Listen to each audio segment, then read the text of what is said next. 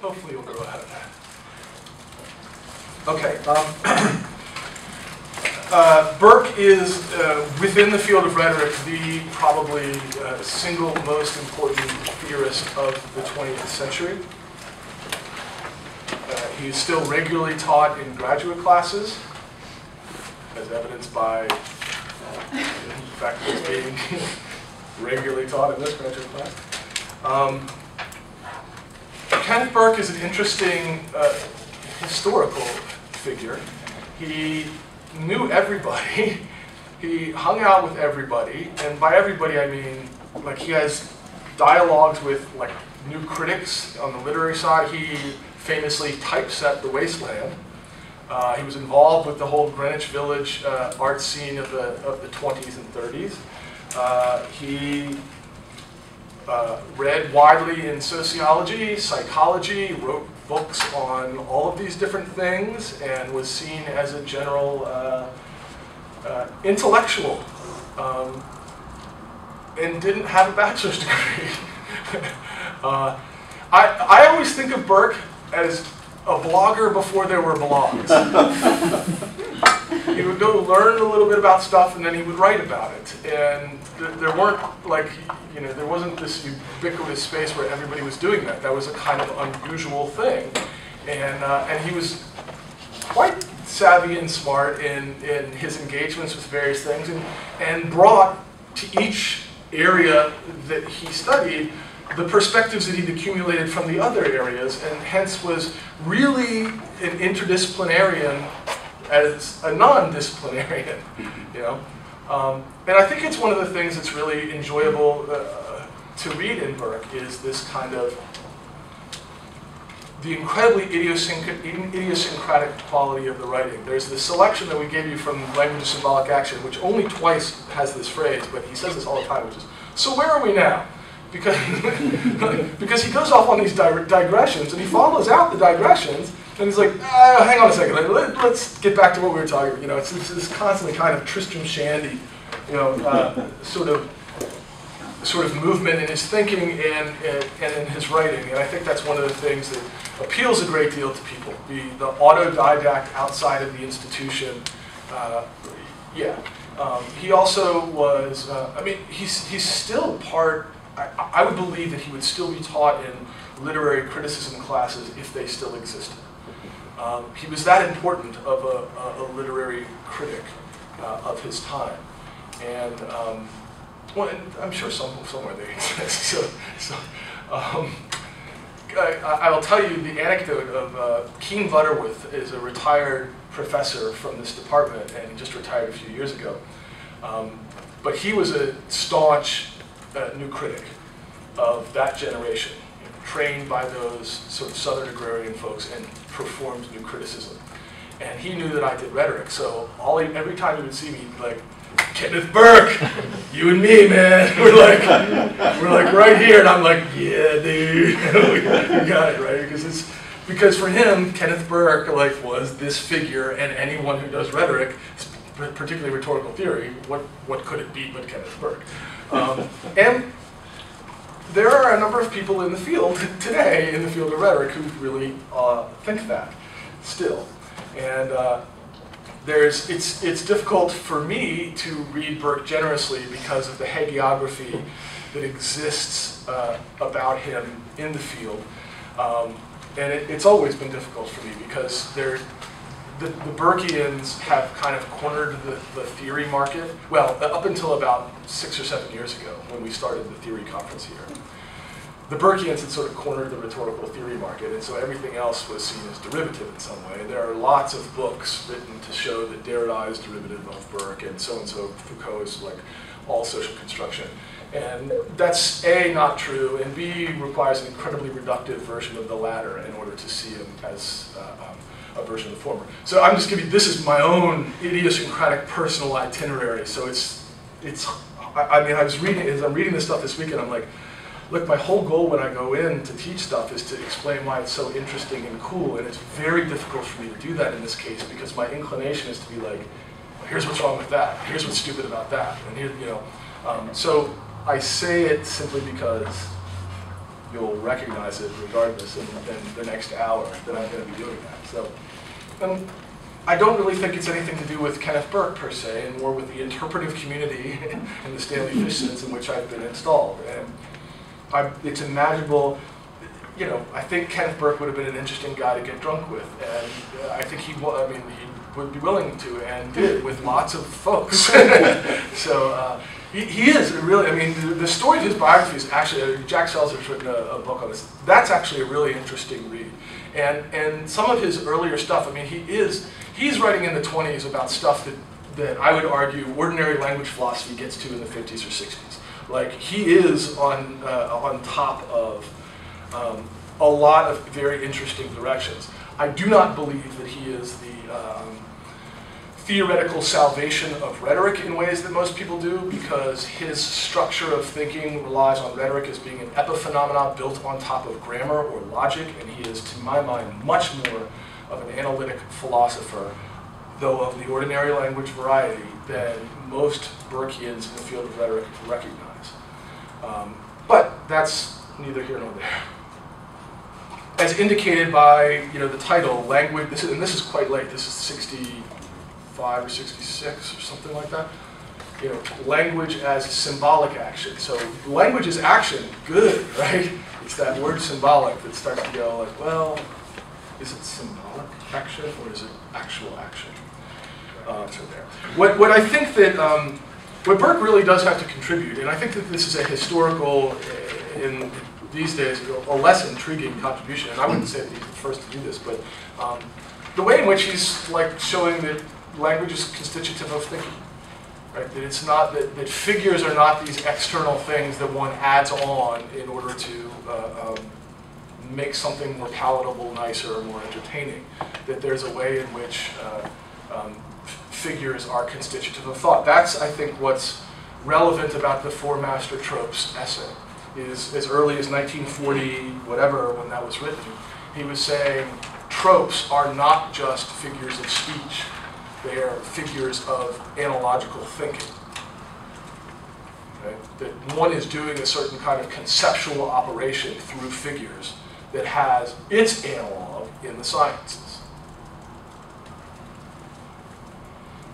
And also pushing on the sort of social nature of symbol systems, and whether or not that social nature is constitutive of individuals and subjectivity. I think one certainly can get a kind of an early version of a constructionist logic from Burke. Obviously, one of his big targets here, and this is not a bad target, is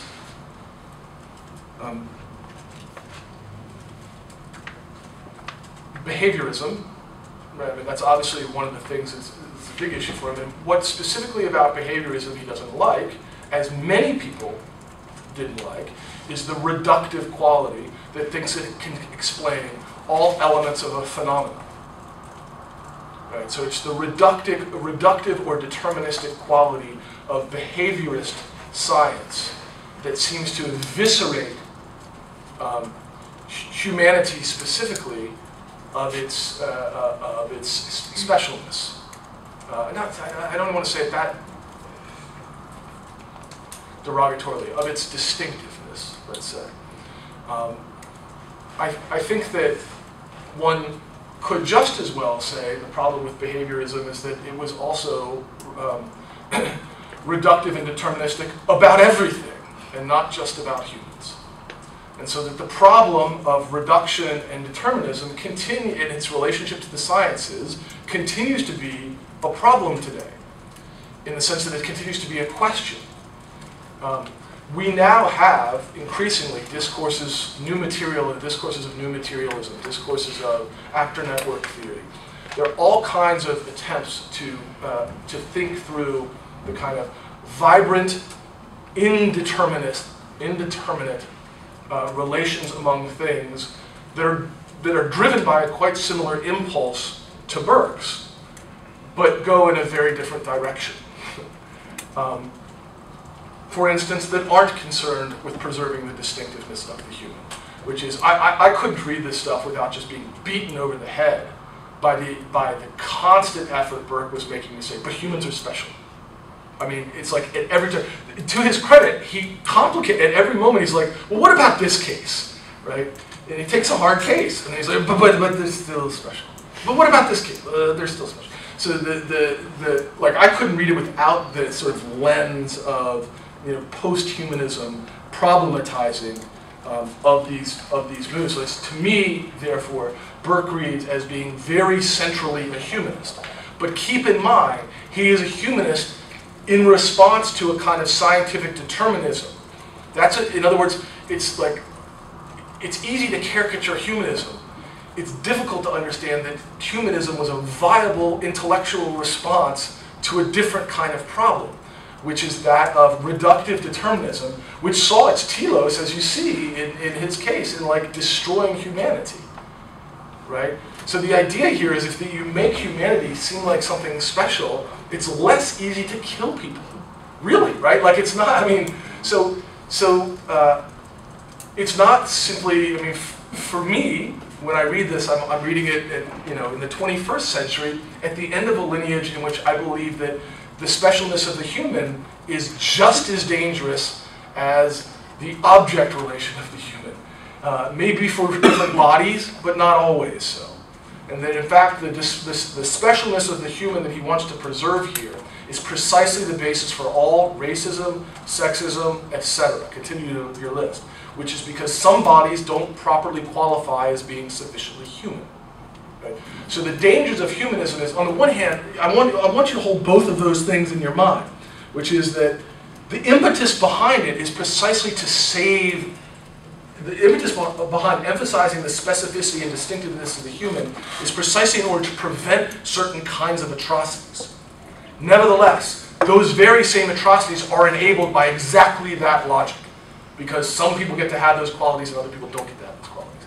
So the problematic, I think it's fair to say, of contemporary thinking is how do you give materiality its due in a way that doesn't render the human as special and distinctive and yet doesn't reduce it to simply a series of chemical interactions or physics interactions behind it.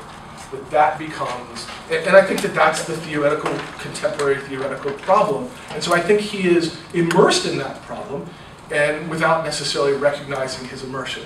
He's taking one position on it, which is distinctive specialness of the human, and that quality that makes him distinctive and special is precisely the symbolic, right?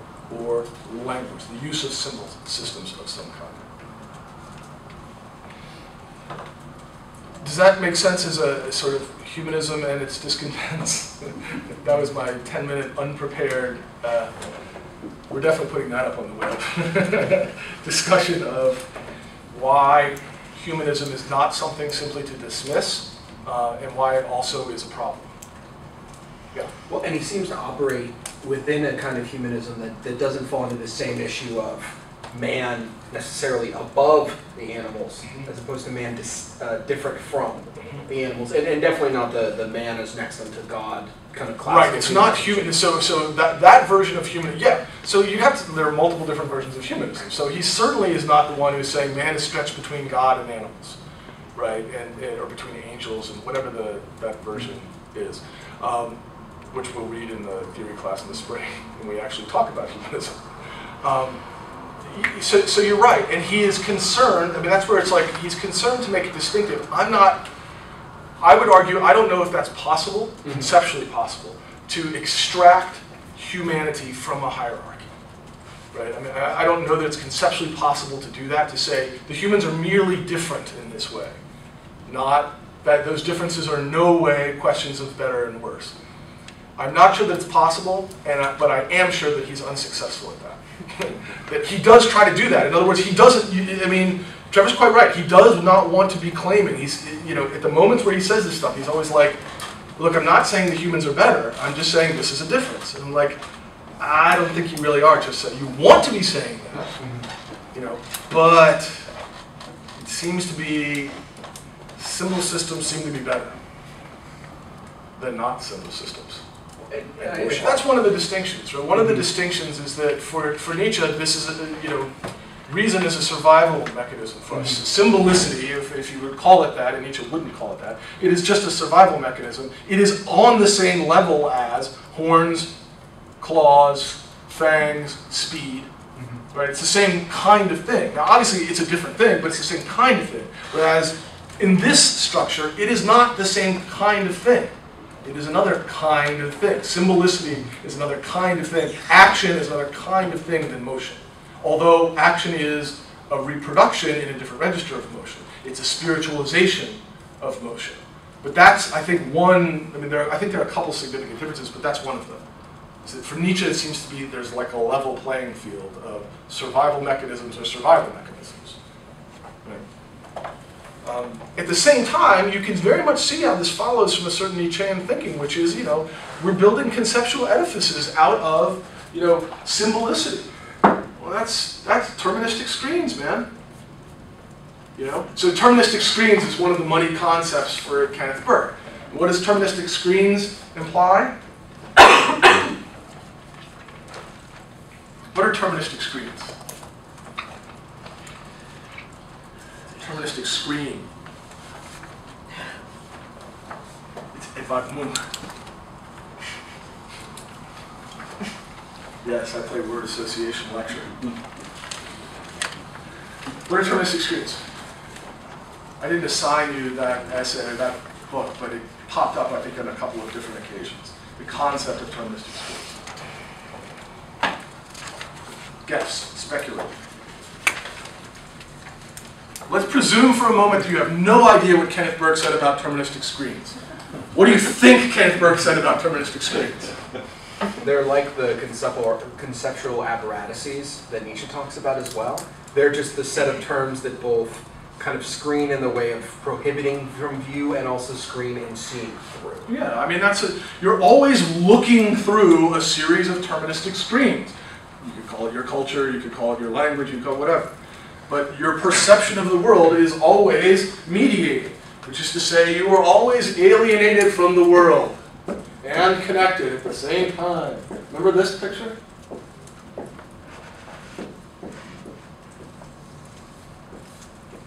The picture is signification, representational language, right?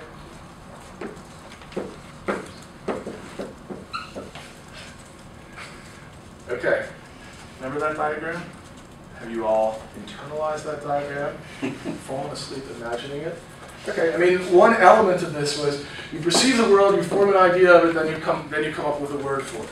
Right? What Nietzsche and Burke both share is that word is the lens through which you perceive the world.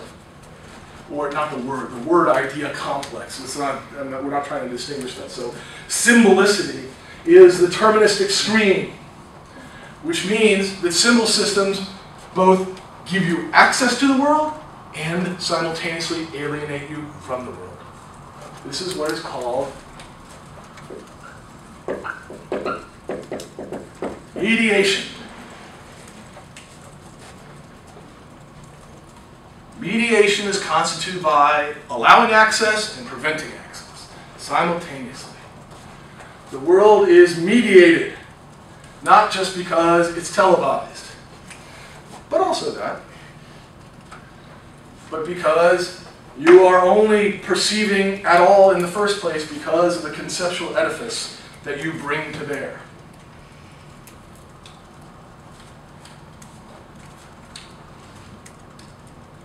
I think about this in the context of literary studies a lot because the argument is always about allowing this thing is, right, the thing's a text, right?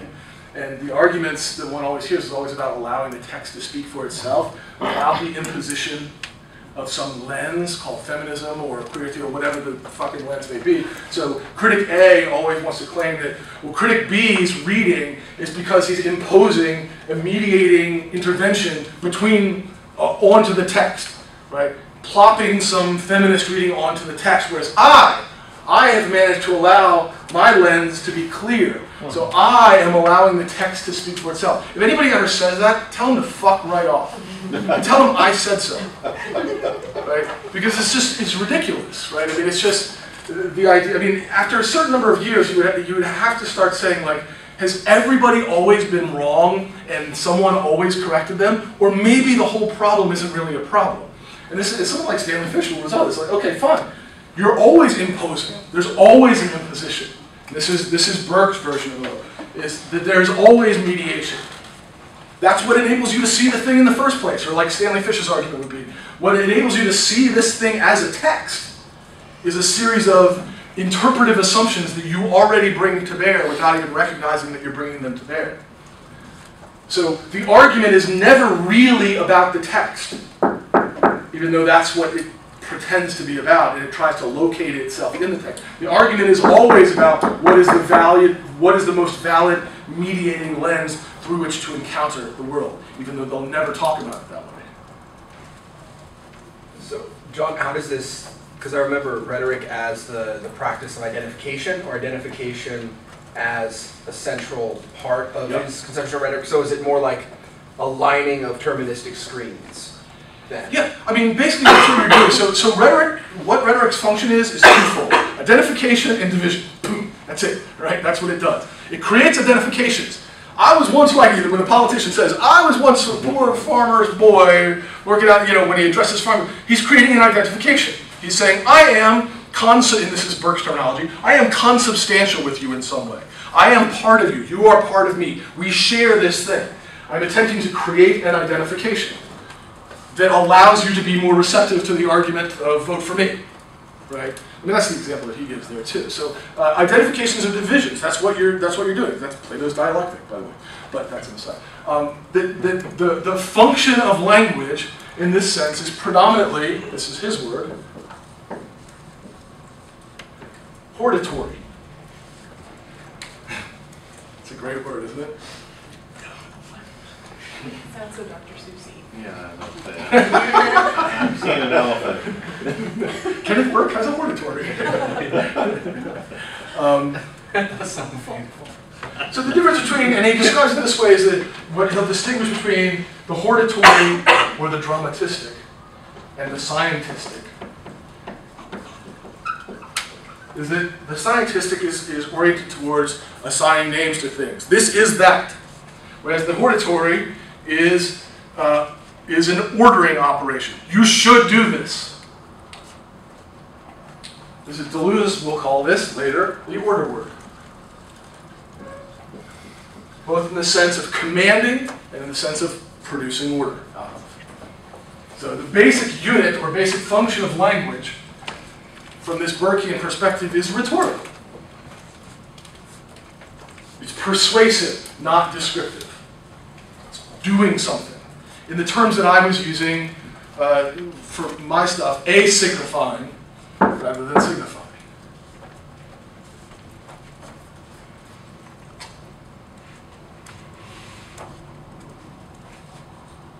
So yeah, what I'm doing here when I use this word is I'm trying to influence the lens through which this person perceives the world. Right? What they once saw as not a problem, they now see as a problem. What they once saw as a confused mass of ideas, they now see as Derrida. For instance, right? So along this line of thinking, that's what I'm doing. I am providing terministic screens. Now,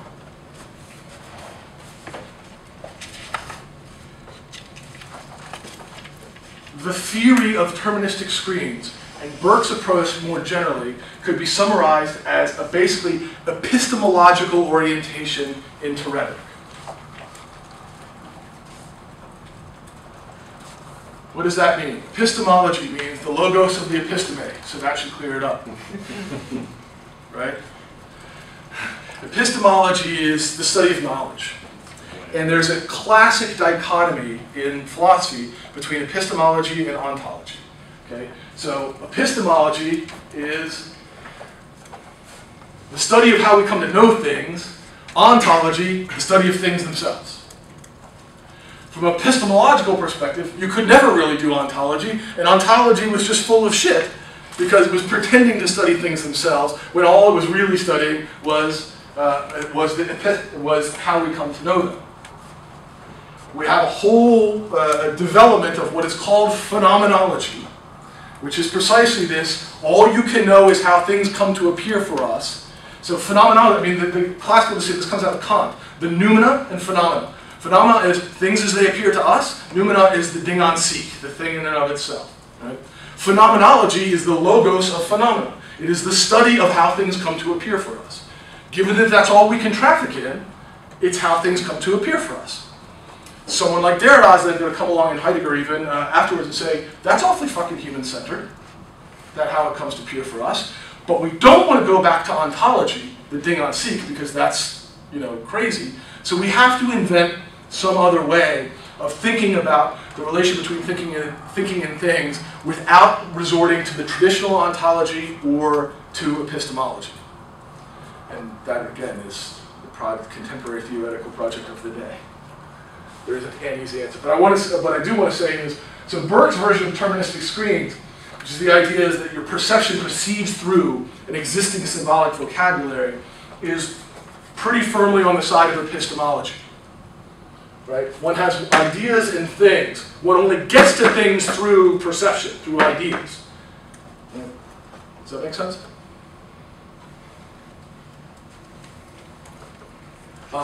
From this, and from this the style of thinking that Burke provides, there's a whole development of what in the field is called epistemic rhetoric, which was this big debate about 20 years ago. Is rhetoric epistemic? Meaning, is rhetoric constitutive of knowledge? Is scientific knowledge rhetorical? And if so, what do we mean by that? Okay?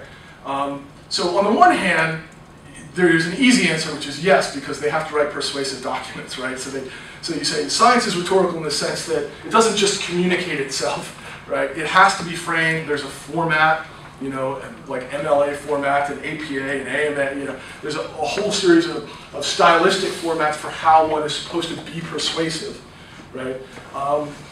So that's one sense in which one would claim that science is rhetorical. But then there are stronger senses, which is the perception itself formulated through concepts. So someone like Emily Martin in the Sperm and the Egg work is they're showing ways in which the very perception by scientists of their work is already formed by cultural values of gender in that case. Right? So there are multiple ways of thinking about something like the epistemological implications of rhetoric that Burke does sort of start that. Right? Burke is the guy who, through deterministic screens, language is symbolic action, the possibility of symbol systems constituting ways of thinking. And at the same time, he seems to maintain a distinction, certainly in the early work, between sort of poetic modes of knowing or dramatistic modes of knowing and scientific. It's like, they're analogous, they're related, we can show you the connections between them, but they're still different things. But in later work, it becomes a little bit more muddy, and certainly by the time you get to epistemic rhetoric, you guys should all go read that. If I were teaching a straight version of this class,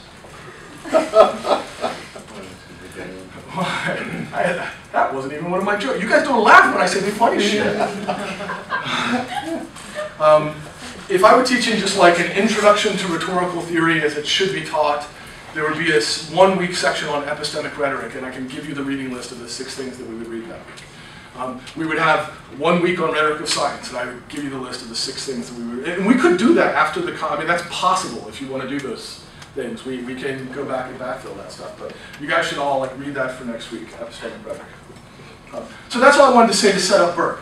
Mediation, epistemological orientation, and by the way, just to re-emphasize that point, is that epistemological orientation is symptomatic of a certain kind of 20th century constructivist logic.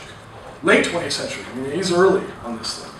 It is not symptomatic of contemporary theoretical directions that are, as I said with Derrida, trying to figure out how do you not recoil onto epistemology while not also going for the ding on seek either. How do you not be, and the way that it tends to operate is a turn to a revised thinking of ontology. In fact, I'm writing something for a collection that's coming out called Rhetorical Ontologies. And 20 years ago, that would have seemed like the most old-fashioned possible thing. But now it's a revised sense of ontology. Not just the thing beyond perspective. Okay. Now let's look at the definition of the human.